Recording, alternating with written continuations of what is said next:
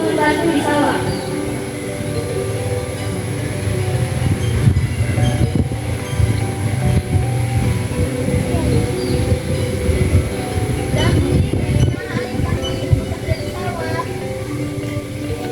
Tidak, Bu. Nanti kuku Papa gimana? Ya, terus gimana dengan kulit kami? Nanti bisa loh, Bu. Apa kamu tidak kasih kulit pada ibu, nak? Aku lagi sibuk dandan loh, Bu. Aku lagi sibuk mencari baju. Akhirnya saat ibu pergi ke sawah sendirian. Setelah ibu pulang dari sawah dan tidak dikenal langsung menghampirinya.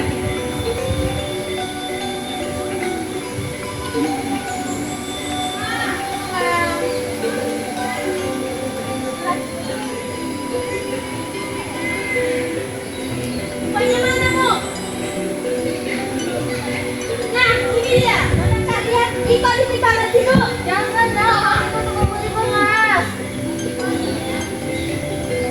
Beli aku habis loh, Bu. Bajuku udah pada cerai. Aku mau beli baru. Kamu lihat tulisannya nggak ada. Kok tulisnya? Bos itu marah saat ibu tetap memberikan uang itu kepada Darmi dan Mirna.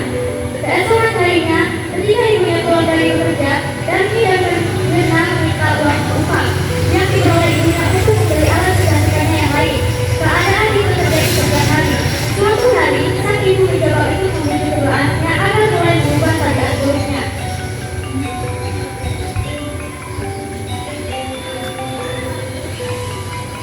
Mana Bu uangnya? Ya, mana Bu uangnya? Apa sih, Bu? Ya, apaan sih, Bu?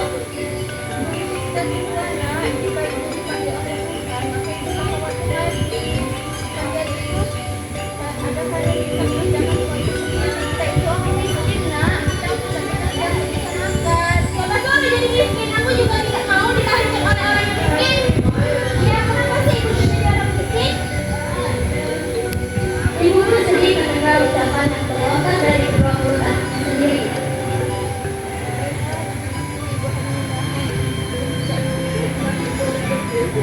Hari berganti hari, akhirnya kedua putrinya itu mau menuruti kehendak ibunya.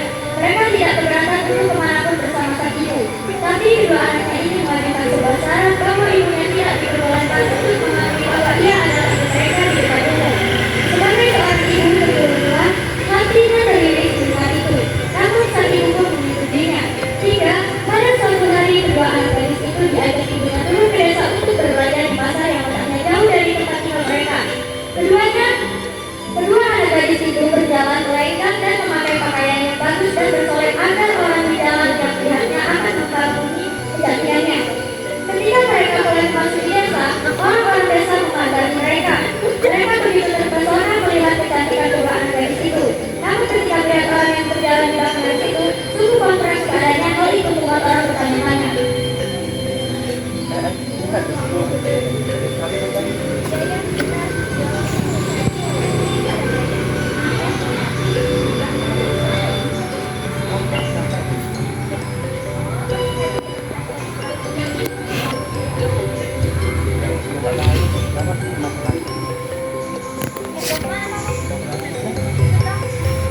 Di antara orang yang melihat itu seorang pemuda mendekati dan bertanya.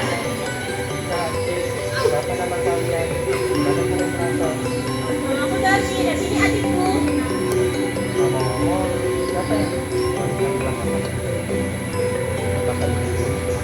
Bukan, dia itu budak.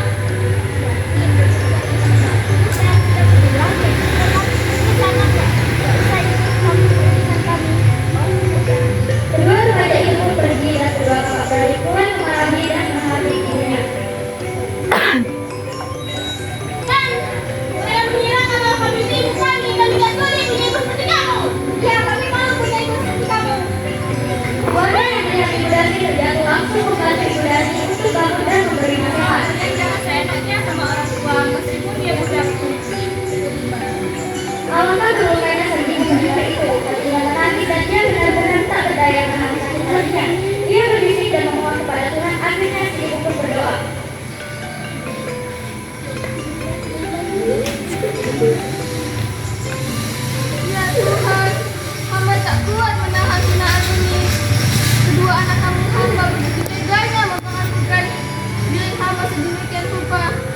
Tuhan, hukumlah kedua anak durhaka ini. Hukumlah mereka. Atas kekuasaan Tuhan yang Maha Esa, perlahan-lahan tubuh dari durhaka itu berubah menjadi batu. Oh, Ibu, ampunilah kami. Ampunilah kedua anak. Ibu, Ibu, ampuni.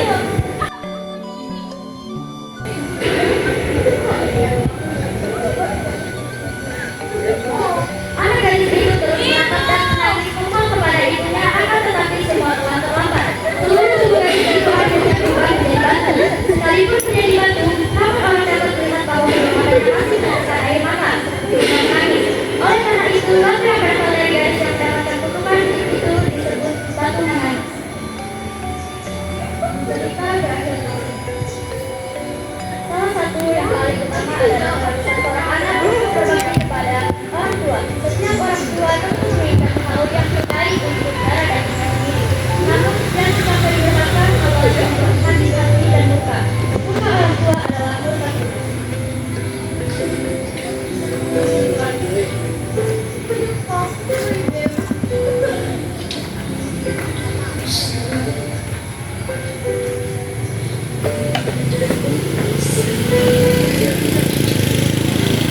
Dari cerita yang kami tampilkan tadi, dapat dilihat bahwa seburuk-buruknya ibu kita, itu tetap ibu kita yang telah melahirkan kita dan merawat kita dengan penuh kasih sayang.